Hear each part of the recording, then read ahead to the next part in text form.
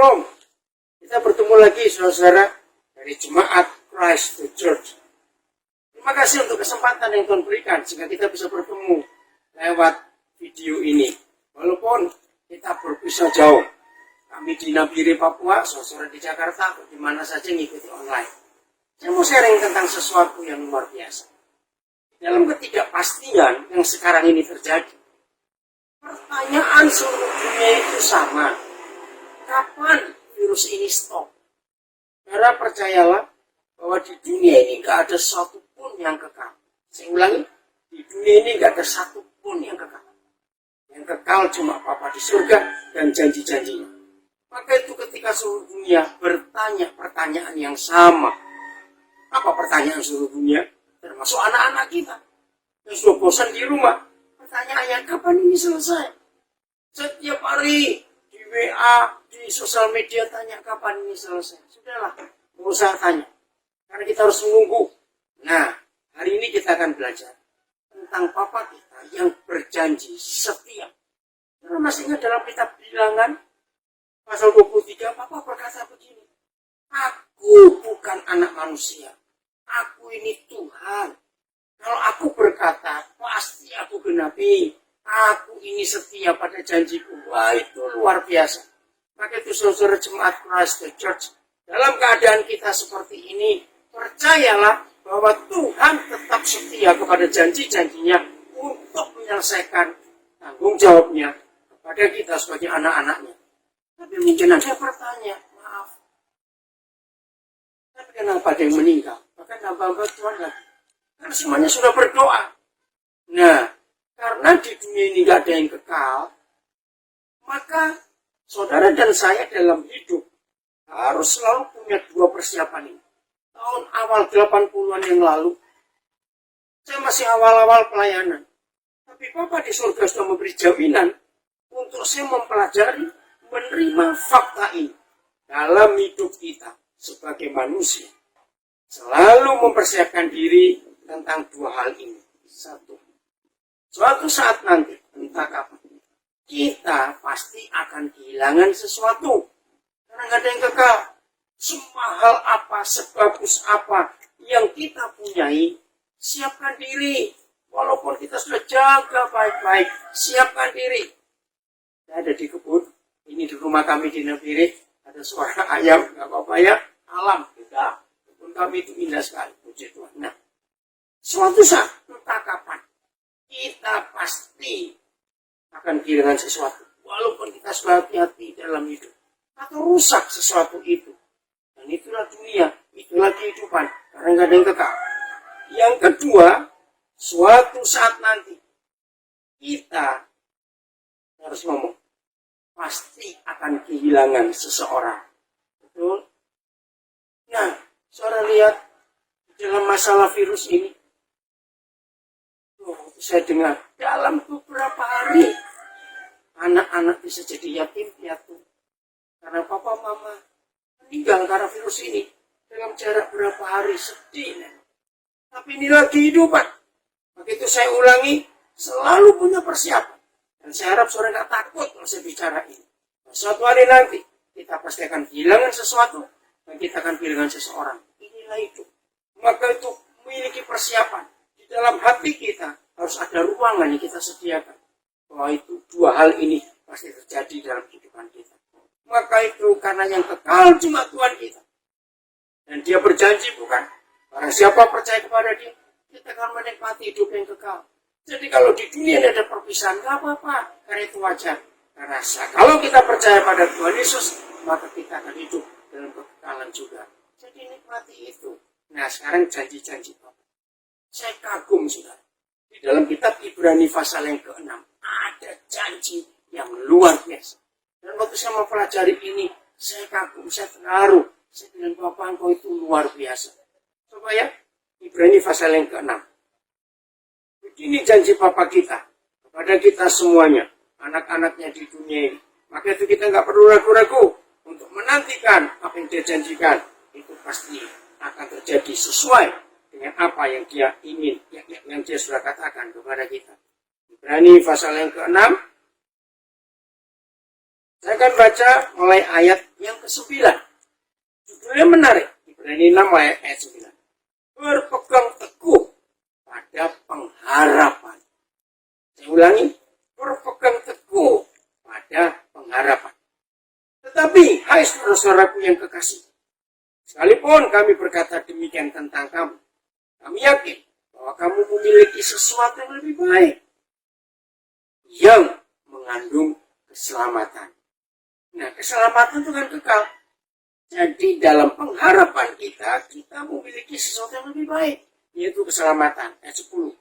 Sebab Tuhan bukan tidak adil, sehingga dia lupa akan pekerjaanmu dan kasihmu yang kamu tunjukkan terhadap namanya oleh pelayanan kamu kepada orang-orang kudus yang masih kamu lakukan sampai sekarang.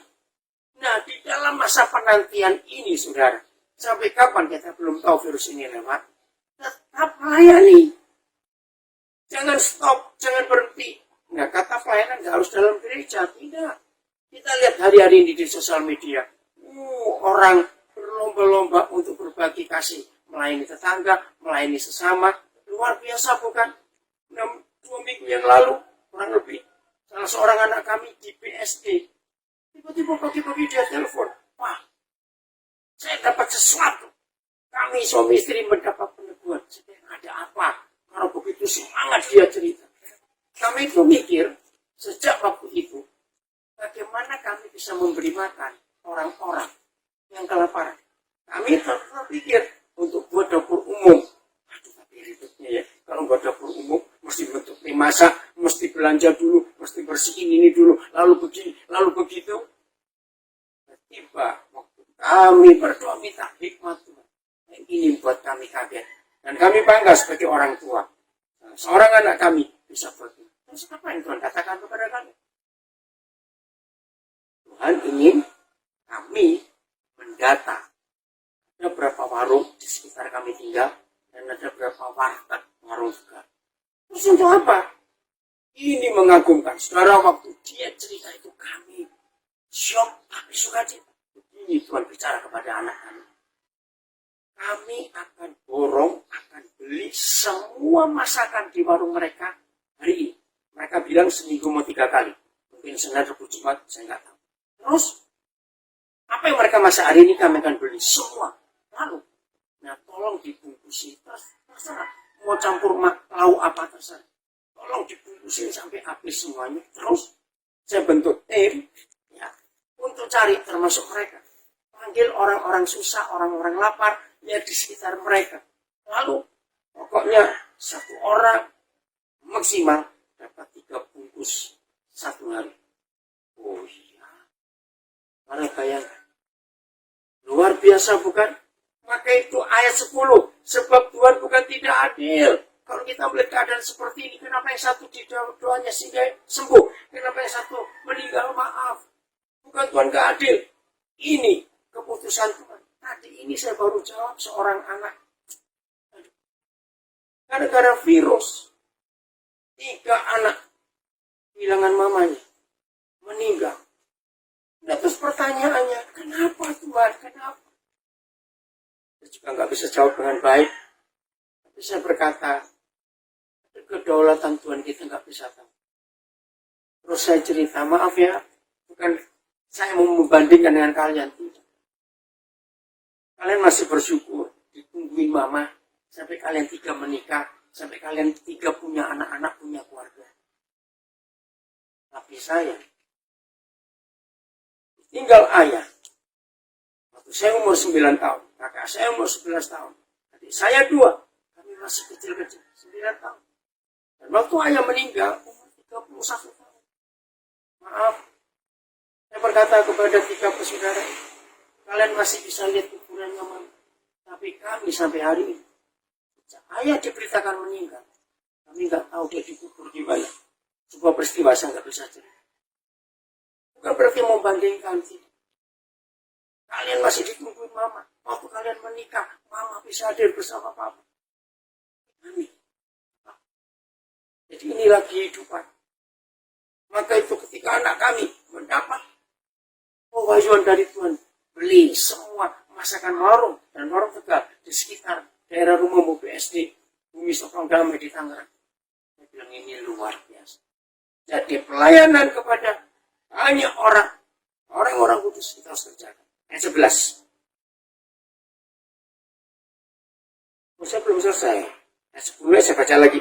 Sebab Tuhan bukan tidak adil, sehingga ia lupakan pekerjaanmu dan kasihmu yang kamu tunjukkan terhadap namanya oleh pelayanan kamu pada orang-orang kudus yang masih kamu lakukan sampai sekarang.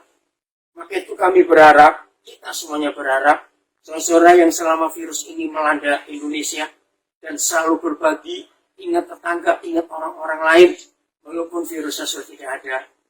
Ayo kita pakai kalimat ayat ini. Yang masih kamu lakukan sampai sekarang, sampai Yesus datang. Ayat 11. Tetapi kami ingin supaya kamu masing-masing, diulangi lagi. Tetapi kami ingin, Ibrani 6 ayat 11 sekarang. Tetapi kami ingin supaya kamu masing-masing menunjukkan kesungguhan yang sama untuk menjadikan pengharapanmu suatu milik yang pasti sampai pada akhir. Saudara yang dikasih Tuhan dari Jemaat Christ the Church, perhatikan ayat 11 ini. Tetapi kami ingin supaya kamu masing-masing menunjukkan kesungguhan yang sama untuk menjadikan pengharapan kita suatu milik yang pasti sampai pada akhirnya. Saudara dikasih Tuhan, tidak mudah menanti pengharapan itu sampai jadi bukti. Saya ulangi, tidak mudah untuk sabar dalam menanti pengharapan itu terwujud secara fakta. Maka itu apa kita mau pelajari di Ibrani 6. Begini, untuk bisa menanti pengharapan itu jadi kenyataan, hidup kita cuma perlu dua hal. Satu, tetap beriman. Dan kedua, sabar. Jadi iman, percaya bahwa yang berjanji itu setia, tidak pernah bohong. Ditambah kesabaran kita, maka pengharapan kita jadi kenyataan. Begitu saudara mendengar ini, coba periksa hati kita. Sudahkah saudara masih punya iman di dalam Tuhan, yang janjinya nggak pernah bohong, yang janjinya tetap setia dan akan digenapi? Dan masihkah kita punya kesabaran untuk menanti itu? Satu kali saya berkunjung ke rumah kakak saya. Tiba-tiba anak yang paling kecil waktu itu masih kecil, kira-kira 6 tahun. Itu pukul-pukul pantat mamanya. Saya kaget. Mama jahat. Mama jahat. Saya diemin dulu. Kenapa? Nah, begitu dia selesai nangis, baru mamanya cerita kakak ipar saya. Anak ini suka kue sus buatan mamanya. Nah, hari itu mamanya buat. Baru dimasukkan ke oven. Anak ini maksa, minta. Namanya anak kecil, mana ngerti. Belum matang, belum masak. Ini masih enggak. Itu kelihatan sudah ngembang. Namanya anak kecil lihat di kaca oven itu. Belum. Karena apa yang saya pelajari dengan kisah ini? Seringkali kita seperti itu. Apa yang Papa kerjakan, belum masak, belum waktunya. Tapi kita nggak sabar. Kita marah-marah kepada Tuhan. Kenapa begini? Kenapa begitu? Saudara, ingat firman ini. Untuk menanti wujud sebuah pengharapan, ingat diperlukan dua hal. Iman, tetap percaya. Kedua, kesabaran. Nah, hari-hari ini, yang sudah lama di rumah, nggak bisa kemana-mana, awas nggak sabar pada istri, awas nggak sabar pada suami, awas nggak sabar pada anak-anak. Sabar. Jangan ribut di rumah, nanti kan keadaan pasti berubah. Percayalah itu. Yang sulit nggak ada income. Memang semuanya sekarang ini sedih, nggak ada income. Maaf, tadi saya sebelum nyampe sharing rekaman ini, saya masih ngurus 3 orang yang di dalam penjara. Situasi seperti ini, ibadah-ibadah penjara tidak ada. Orang-orang mau datang juga kunjungan susah. Saya hibur mereka, saya beri kekuatan pada mereka. Udah, tapi nggak cuma itu. Ya saya kirim sedikit berbagi untuk mereka, keperluan mereka. Ini yang Tuhan ingin atas kita. Ada yang baru selesai sembuh dari COVID-19 ini, tapi belum bisa kerja. Ya karena keadaan semua masih tertutup. Saya bilang sabar. Waktunya akan berubah. Hemat-hemat. Pakai apa yang ada. Ya dikit-dikit. Ya sambil diet lah. Karena kalau diem terus banyak makan, bahaya itu tubuh kita. Bersyukur kepada Tuhan. Selama kami diam di nabire sekian lama. Berat badan saya nggak naik, malah agak turun. Dan puji Tuhan, karena saya jaga, kami suami istri jaga pola makan itu. Ingat, untuk menyanti pengharapan jadi kenyataan, perlu iman dan kesabaran. Ya, jadi di rumah sabar. Sukacita suami istri jangan suka ribut. Yang mulai ngalami bosan, hati-hati. Nah, tolong ya suami istri, yang maaf yang mulai bosan. Lihat kelebihannya, jangan lihat kekurangannya. Cari kehebatan pasangan kita. Di situ kita akan menghargai pasangan kita. Dan hidup ini jadi luar biasa. Jadi inilah hebatnya ayat yang ke-11. Bahwa pengharapanmu harus dijadikan suatu milik yang pasti. Sampai pada akhirnya. Masih Ibrani pasal 6 ayat 12. Agar kamu jangan menjadi lamban. Maaf ya, kata lamban artinya bodoh. Gak sabar. Lelet istilahnya. Jangan jadi lamban. Tetapi menjadi penurut-penurut mereka. Yang oleh iman dan kesabaran. Nah ini. Jangan lamban. Jangan jadi berubah. Karakter berubah. Marah-marah. Jangan. Tapi jadilah penurut mereka, yaitu tokoh-tokoh iman. Saudara kita perjanjian lama, perjanjian baru, para martir yang sudah menyerahkan nyawanya sampai mati karena nama Yesus. Oleh iman dan kesabaran, mereka mendapat bagian dalam apa yang dijanjikan Tuhan. Wih, ini luar biasa. Karena iman dan kesabaran, maka itu mereka mendapat bagian dari apa yang Tuhan janjikan. Kan keren. Jadi sabar ya. Ada iman, maka pengharapan jadi kenyataan. Sekarang ayat 13. Oh, ini luar biasa. Hanya firman ini memotivasi saudara untuk hidup dalam kebenaran.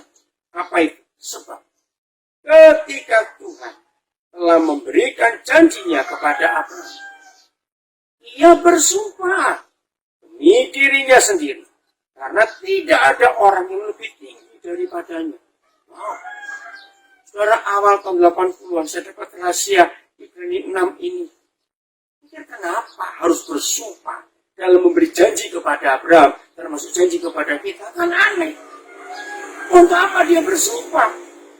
Kalau tidak salah, saya mikir. Saya ulangi lagi, ayat yang ke-13.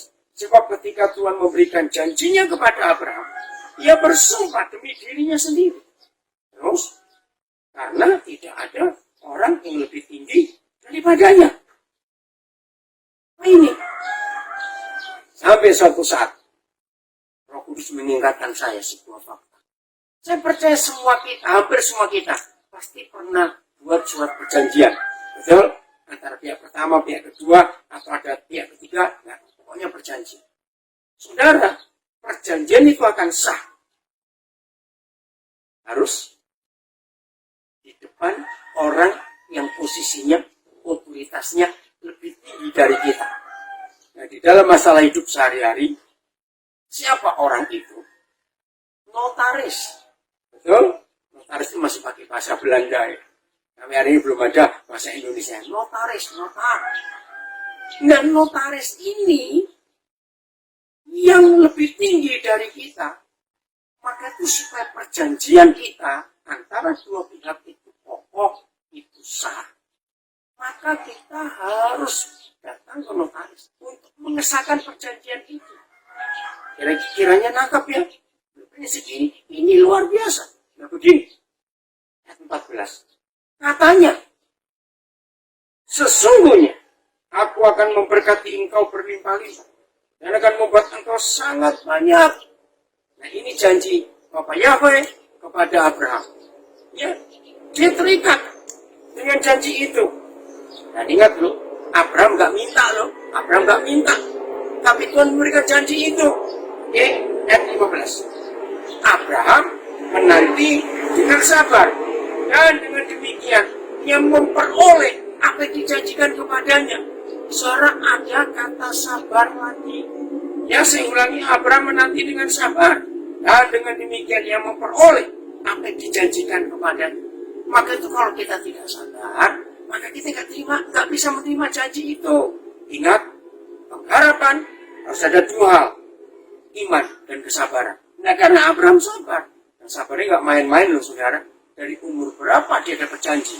Dia akan jadi bapak banyak bangsa. Sampai Sarah menopause. Sampai Abraham pun sudah mati pucuk istilahnya. Maaf, kalau zaman sekarang sudah tua, sudah impoten. Tapi dia sabar untuk menanti itu. Ayat 16. Sebab manusia bersumpah demi orang yang lebih tinggi. Nah itu tadi, notaris. Sebab manusia bersumpah demi orang yang lebih tinggi.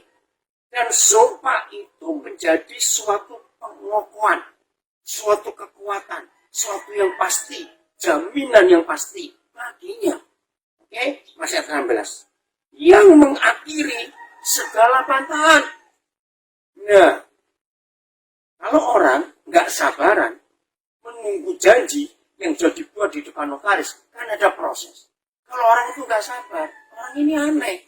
Itu semua apa? Memang sedang diproses. Ya kita harus sabar untuk menunggu. Ya? Ayat 17. Karena itu, nah ini buat saya nangis. Sungguh-sungguh saya, aduh Papa engkau luar biasa. Ayat 17 Ibrani 6. Karena itu, untuk lebih meyakinkan mereka, yaitu manusia ini, yang berhak menerima janji itu akan kepastian putusannya. Saya ulangi, ini menarik. Karena itu, Papa buat sesuatu yang unik dan luar biasa dahsyat. Karena itu, untuk lebih meyakinkan mereka yang berhak menerima janji itu, janjinya kepada kita, akan kepastian putusannya. Ini luar biasa. Saya ulangi lagi. Karena itu, untuk lebih meyakinkan mereka, yaitu manusia, yang berhak menerima janji itu akan kepastian putusannya. Tuhan telah mengikat dirinya dengan sumpah. Di sini saya terdiam sejenak. Tanpa sadar air mata saya mengalir. Saya pakai istilah saya, segitunya Tuhan. Supaya dia nggak digugat, nggak dituntut, nggak disalahkan. Sebegitunya Tuhan. Siapa yang nuntut? Siapa yang menyalahkan? Kita. Bayangkan. Coba lihat kedudukan Tuhan dengan kita. Ini artinya manusia ini kurang ajar. Ini artinya manusia itu nggak percaya. Ini artinya manusia itu maunya sendiri. Ayo hari ini kita bertobat. Karena lihat, satu-satunya kitab suci agama di dunia. Satu-satunya. Terima kasih. Yang dibaca dan disebut perjanjian lama dan perjanjian baru. Ngerti kata perjanjian ini? Coba bayangkan. Berarti kitab suci kita itu isinya perjanjian Tuhan kita terhadap kita. Nah, semua janji dalam kitab perjanjian ini itu sah, itu kokoh. Coba saya ulangi ayat yang ke-16. Sebab manusia bersumpah demi orang yang lebih tinggi, dan sumpah itu menjadi suatu pengokohan baginya yang mengakhiri segala bantahan. Jadi jahat kalau saudara dan saya meragukan Tuhan yang berjanji itu. Diikat perjanjian dengan kita. Ayat 17 saya ulangi lagi. Karena itu untuk lebih meyakinkan mereka, yaitu kita, yang berhak menerima janji itu, akan kepastian putusannya. Tuhan telah mengikat dirinya dengan sumpah. Dia telah mengikat dirinya dengan sumpah, supaya kita itu nggak ragu-ragu. Di sini saya menangis, saudara. Seharusnya Tuhan nggak perlu pakai ikat sumpah. Kami yang rendah, kami yang jahat, kami yang kurang ajar kok. Kenapa harus bersumpah? Tapi ini jaminan yang Tuhan beri. Ya. Saya ulangi 17. Karena itu untuk lebih meyakinkan mereka yang berhak menerima janji itu akan kepastian putusannya. Tuhan telah mengikat dirinya dengan sumpah. Supaya oleh dua kenyataan yang tidak berubah-ubah. Tentang dua saksi. Ya. Tentang mana Tuhan tidak mungkin berdusta. Tuhan nggak mungkin berdusta. Kita yang mencari perlindungan. Oleh dorongan yang kuat. Untuk menjangkau pengharapan yang terletak di depan kita. Amin. Menarik bukan kalau kita belajar ini, supaya oleh dua kenyataan yang tidak berubah-ubah, tentang mana Tuhan tidak mungkin berdusta. Kita yang maaf, ada motor lewat di depan rumah kami. Saya ulangi, supaya oleh dua kenyataan yang tidak berubah-ubah, tentang mana Tuhan tidak mungkin berdusta. Kita yang mencari perlindungan, beroleh dorongan yang kuat untuk menjangkau pengharapan yang terletak di depan kita. Saudara, tadi saya pastikan berkunjung ke tempat saudara. Maaf, Pastor Ramon, selama kita kenal sekian tahun, belum pernah secara fisik saya hadir di ibadah minggu sekarang. Tapi satu hari pasti. Puji Tuhan, hari ini kita bisa bertemu lewat video ini. Jadi, ada pengharapan yang Tuhan tidak pernah bohong. Dia sudah ikat janjinya dengan sumpah. Dan sumpahnya kan nggak ada orang lebih tinggi dari dia. Dan mengikat sumpah dengan dirinya sendiri. Ini kan hal yang luar biasa. Oke? Bahagialah saudara, di dalam masa penantian kita nggak tahu sampai kapan virus ini berakhir. Tapi percayalah, Bapak kita setia. Tuhan memberkati kita semuanya. Sampai kita jumpa.